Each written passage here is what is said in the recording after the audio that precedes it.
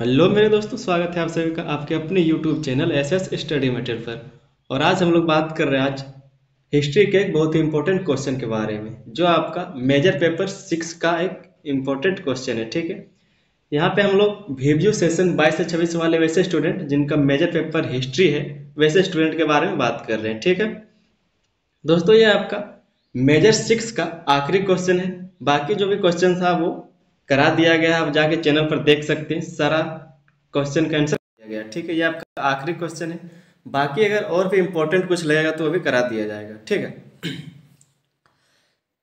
ठीक है, क्वेश्चन को शुरू करते हैं। दोस्तों, क्वेश्चन को शुरू करने से पहले अगर आप लोग चैनल पर नए हैं तो चैनल को सब्सक्राइब कर लीजिए। वीडियो को बनाने में बहुत टाइम लगता है और बहुत ही मेहनत लगता है, तो जब आप वीडियो पर आए तो उसको लाइक कीजिए और चैनल को सब्सक्राइब कर लीजिए। ठीक है, चलिए क्वेश्चन को शुरू करते हैं। लिखा है कि लॉर्ड कॉर्नवालिस की उपलब्धियों तथा अस्थायी बंदोबस्त की व्याख्या करें। ठीक है, लॉर्ड कॉर्नवालिस कौन थे, उनके बारे में थोड़ा सा पहले जान लेते हैं, उसके बाद हम लोग आगे शुरू करेंगे। दोस्तों, ये जो है वो बंगाल के गवर्नर जनरल थे। ठीक है, ऐसे तो ये पूरे भारत के गवर्नर जनरल, लेकिन खास के ये बंगाल के गवर्नर जनरल थे। इनसे पहले, कॉर्नवालिस से पहले वॉरेन हेस्टिंग्स, जो 1773 से 1785 तक गवर्नर जनरल रहे थे बंगाल के। ठीक है, और वॉरेन हेस्टिंग्स के बाद लॉर्ड कॉर्नवालिस जो है जनरल गवर्नर के पद पर पद ग्रहण किए। ठीक है, इनका जो कार्यकाल था वो 1786 से लेके 1793 तक था। ठीक है, इन्होंने कई महत्वपूर्ण काम किया है, जैसे कि इसने क्या किया कि 4 प्रांतीय न्यायालयों की स्थापना कराई। ठीक है, जब कलकत्ता, पटना, मुर्शिदाबाद और ढाका में था, इसने 4 प्रांतीय न्यायालयों की स्थापना कराई। साथ ही इसने 1793 में इंडियन सिविल सर्विस की स्थापना कराया था। ठीक है, उसके बाद फिर भारतीय नागरिक सेवा और क्या बोलते हैं कि भारतीय पुलिस सेवा, दोनों का जनक भी इसी को कहा जाता है, लॉर्ड कॉर्नवालिस को। दोस्तों, 1793 में इसने बंगाल में स्थायी बंदोबस्त की शुरुआत की थी। ठीक है, उसी के बारे में आज हम लोग पढ़ेंगे। ये इनका बैकग्राउंड था थोड़ा सा समझने के लिए। चलिए समझते हैं कि आंसर कैसे लिखना है। ठीक है, शुरू करते हैं। लिखा है कि लॉर्ड कॉर्नवालिस की उपलब्धियां। सबसे पहले इनकी उपलब्धि क्या कहते हैं उसको समझ लेते हैं। लिखा है Lord Cornwallis British east India company के भारत में गवर्नर जनरल 1786 से 1793 के रूप में कार्यरत थे। ठीक है, 1786 से लेकर 1793 तक क्या था, इनका कार्यकाल था। आगे लिखा है उन्होंने अपने कार्यकाल के दौरान भारतीय प्रशासन, न्यायिक प्रणाली और भू राजस्व प्रणाली में महत्वपूर्ण सुधार किए। उनकी प्रमुख उपलब्धियां इस प्रकार हैं। उनके द्वारा जो प्रमुख उपलब्धियां हासिल की गई थी, कुछ उसका उदाहरण दिया गया है पॉइंट वाइज, उसको समझ लेते हैं। सबसे पहला नंबर क्या है, प्रशासनिक सुधार। ठीक है, यहाँ पे देख रहे हैं प्रशासनिक सुधार, समझते हैं क्या लिखा है। पहला पॉइंट है, कॉर्नवालिस ने ब्रिटिश अधिकारियों के बीच भ्रष्टाचार को कम करने के लिए कड़े नियम लागू किए। उन्होंने अधिकारियों के वेतन में वृद्धि की ताकि वे रिश्वत ना लें। क्या किया कि जो अधिकारी थे उनका क्या किया, कड़ा नियम लागू कर दिया। साथ में उन लोग का क्या किया, वेतन बढ़ा दिया गया ताकि उनको लालच ना हो और वो रिश्वत ना ले। ठीक है, अगला पॉइंट क्या है कि भारतीयों को उच्च प्रशासनिक पदों से दूर रखने के लिए उन्होंने नीतियां बनाई। जो भारतीय लोग थे उनको उच्च जो पद होता है वहां से भारतीयों को दूर रखने के लिए नीति बनाया। ठीक है, आगे लिखा है जिससे प्रशासनिक नियंत्रण पूरी तरह से ब्रिटिश अधिकारियों के हाथ में आ गया। इससे क्या हुआ कि जो भी नियंत्रण था, शासन का जो भी नियंत्रण था, वो पूरी तरह से ब्रिटिश के हाथ में चला गया। ठीक है, चलिए आगे समझते हैं। इसमें आपका दूसरा पॉइंट है न्यायिक सुधार। लॉर्ड कॉर्नवालिस के द्वारा जो उपलब्धि था उसी में दूसरा पॉइंट है न्यायिक सुधार, समझते हैं। लिखा है कॉर्नवालिस ने भारत में दोहरी न्यायिक प्रणाली की शुरुआत की, जिससे सिविल और आपराधिक अदालतें स्थापित की गई।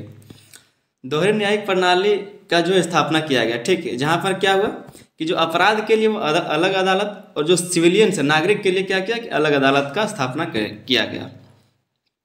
आगे लिखा है कि उन्होंने जिला न्यायालय और सर्वोच्च न्यायालय की स्थापना की और न्यायिक प्रणाली में अंग्रेजी कानूनों का अनुपालन सुनिश्चित किया।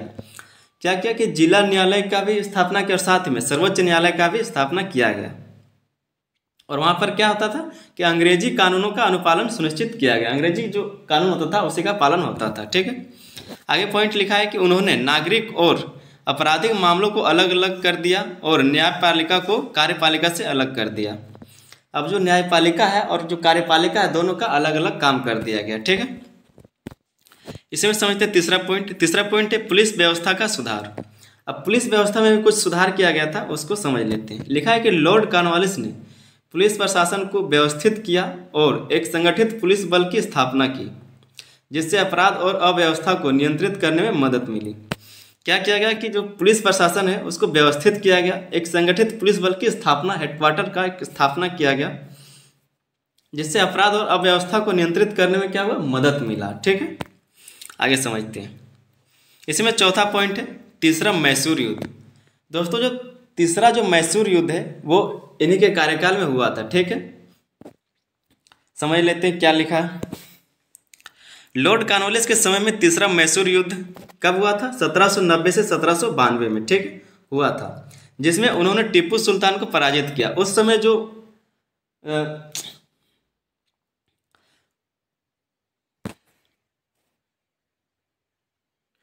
जो मुगल साम्राज्य का जो बादशाह था वो कौन था, टीपू सुल्तान। ठीक है, उसको क्या किया, हरा दिया तीसरे मैसूर युद्ध के दौरान।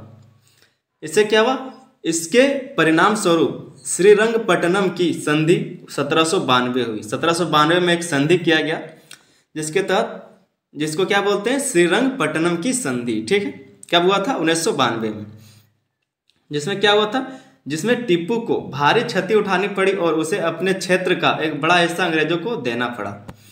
क्या हुआ कि जब हार गया तो उसको बहुत ही हानि उठाना पड़ा और साथ ही अपने क्षेत्र का एक बहुत बड़ा हिस्सा उसको देना पड़ गया था। ठीक है, टीपू सुल्तान को।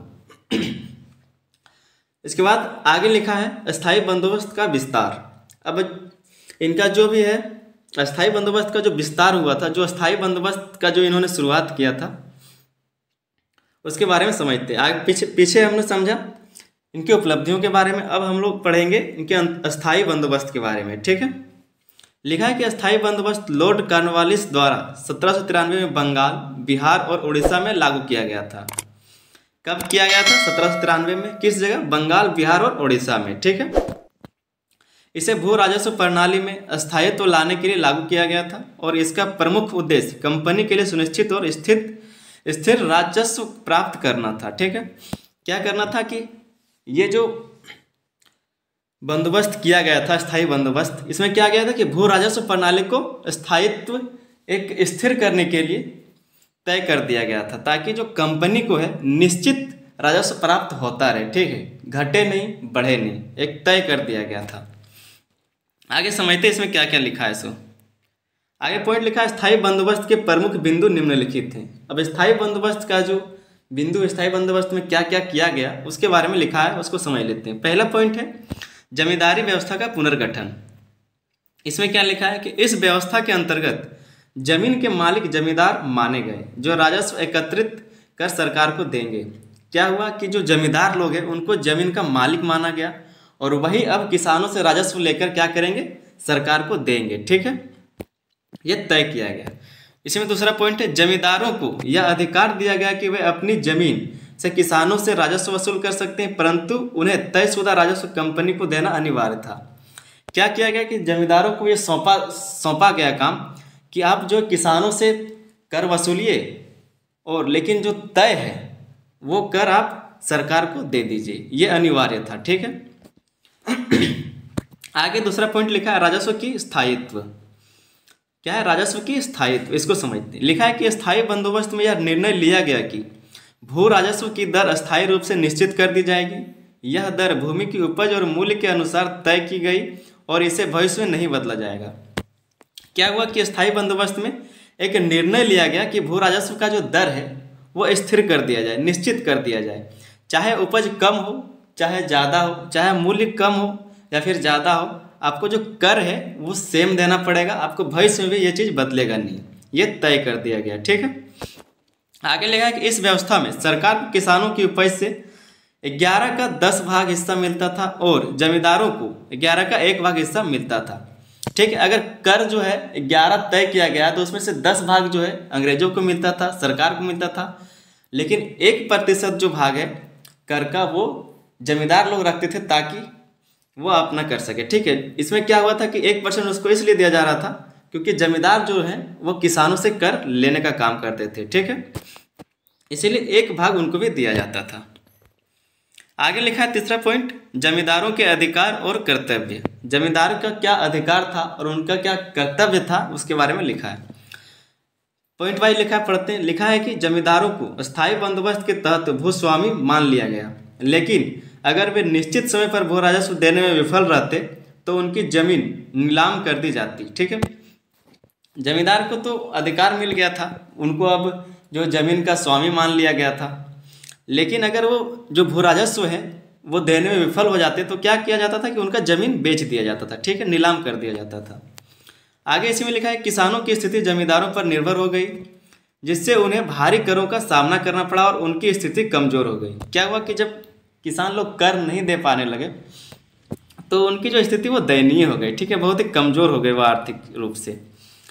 तो उससे क्या हुआ कि उनकी जो स्थिति थी वो कमजोर होती गई। ठीक है, इसमें चौथा पॉइंट लिखा है, इस किसानों की स्थिति। अब किसानों की क्या स्थिति हो गई थी उसको समझते हैं। लिखा है कि किसानों को जमींदारों के प्रति वफादार रहना पड़ता था। किसान को जो जमींदार के प्रति वफादार रहना पड़ता था और उन्हें अधिक करों का भुगतान करना पड़ता था, जिससे उनकी आर्थिक स्थिति खराब हो गई।